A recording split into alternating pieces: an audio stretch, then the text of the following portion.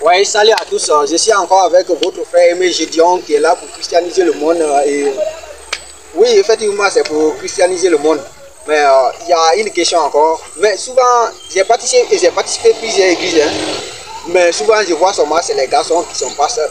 Est-ce que réellement dans la Bible, il y a une fille pasteur? Non, ça vous arrive, Gédion, la main? Oui. Ok. Le constat que tu as fait, c'est un constat qui est amer. Parce que moi-même, j'ai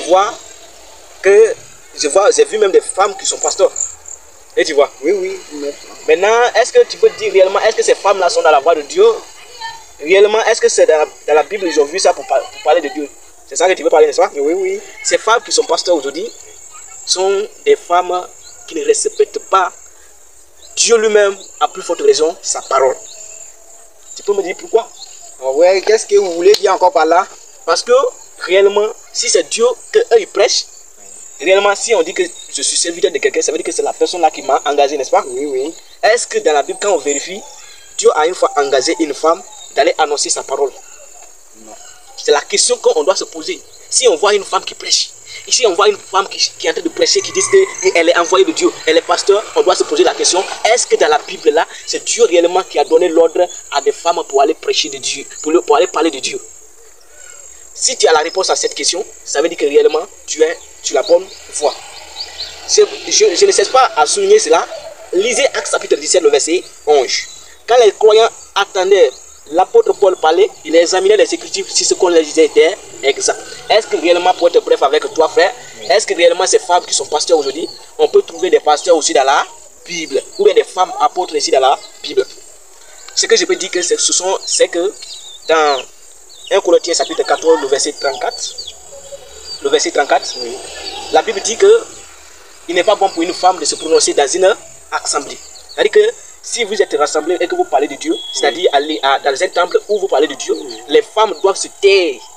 Et si elle a besoin de s'instruire sur la parole de Dieu, c'est leur mari, il doit interroger à la maison. Il doit interroger leur mari à la maison. Et dans 1 Timothée chapitre 2, le verset 11, la Bible dit, je ne permets pas à la femme d'enseigner, ni de prendre l'autorité sur l'homme.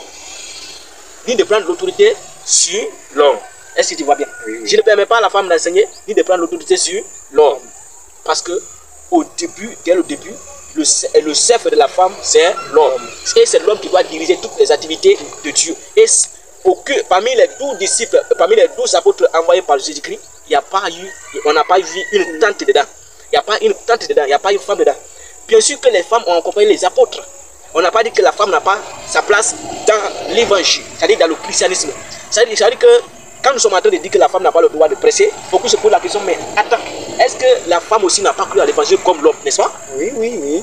Est-ce que la femme aussi n'a pas cru à l'évangile comme l'homme? Voici un peu ce qui se passe. Si nous sommes chrétiens, hommes et femmes, nous sommes tous la même chose. Mais être la même chose sur quelle base? Sur le domaine du salut. Parce que femme et homme, si tu crois au Seigneur Jésus-Christ, tu as le salut. Maintenant, dans une famille là, tout le monde a un rôle à jouer, n'est-ce pas? Oui, oui. Même dans les écoles. Oui. Pourquoi on établit les chefs?